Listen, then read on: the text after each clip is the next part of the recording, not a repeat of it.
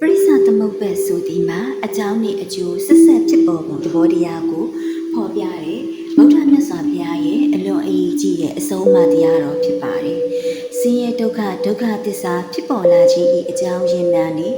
ထိုဖြစ်စဉ်ကိုမိတို့ရတတ်နိုင်ပုံကိုရှင်းပြထားခြင်းဖြစ်ပါတယ်။အကြောင်းတရားတစ်ခုအပေါ်မူတည်၍အကျိုးတရားတစ်ခုဖြစ်ပေါ်လာခြင်းလို့အဓိပ္ပာယ်ရပါတယ်။ပရိစ္ဆသမုပ္ပါတွင်သဘောတရားလေးခုပေါ်မှာအခြေခံပြီးတော့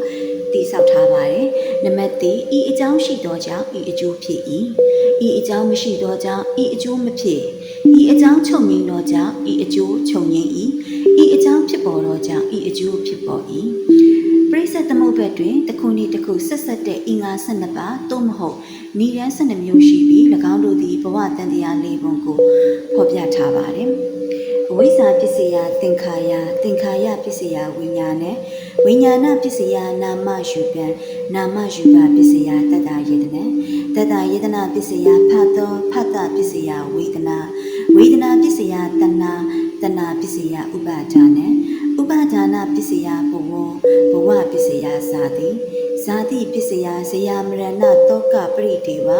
ဒုက္ခဒေါမနောတုပ္ပါယတတပ္ပဝန္တိအဝိဇ္ဇာပစ္စယသစ္စာလေးပါးကိုမသိခြင်းမောဟသည်သင်္ခါရပစ္စယကံသုံးပါးကောင်းမှုမကောင်းမှုပုံတည်မဟုတ်သောကံကြောင့်ဖြစ်ပေါ်သည်ဝိညာယပစ္စယတိတ္တသောသဘောတရားပဋိတတိဝိညာဉ်နာယုတ်နာမယူပဒနာစိတ်နှင့်ဉာဏ်ယုတ်ပေါင်းစပ်ဖြစ်ပေါ်လာခြင်းအာယုခံတတ္တယတနာပစ္စယအာယုခံစားမှုအပေါက်6ခုမျက်စိနာနှာခေါင်းရှားကိုယ်မနောဖတ်တပစ္စယအာယု6ပါးနှင့်ထိတွေ့မှုဝေဒနာပစ္စယထိတွေ့မှုကြောင့်ဖြစ်ပေါ်လာသောခံစားမှုချမ်းသာဆင်းရဲလိလူရှုမှုတွေတဏပစ္စယခံစားမှုအပေါ်မှာတတ်မှတ်တွေ့တာခြင်းလိုချင်ခြင်းဖြစ်ခြင်းဥပါဒါနပစ္စယ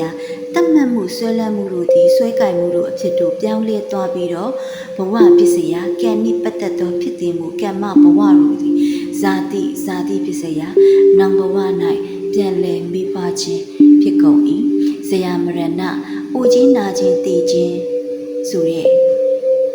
ဤ12ပါးသည်တစ်ခုခုချုပ်ငြိမ်းလျင်နောက်တစ်ခုလည်းချုပ်ငြိမ်းပြီးအဝိဇ္ဇာမသိမှုကိုအမြင့်ဖြတ်နိုင်လျင်ဆင်းရဲဒုက္ခအလုံးချုပ်ငြိမ်းသောနိဗ္ဗာန်သို့ရောက်ရှိနိုင်မည်ဖြစ်ကြောင်းကိုပြသထားပါတယ်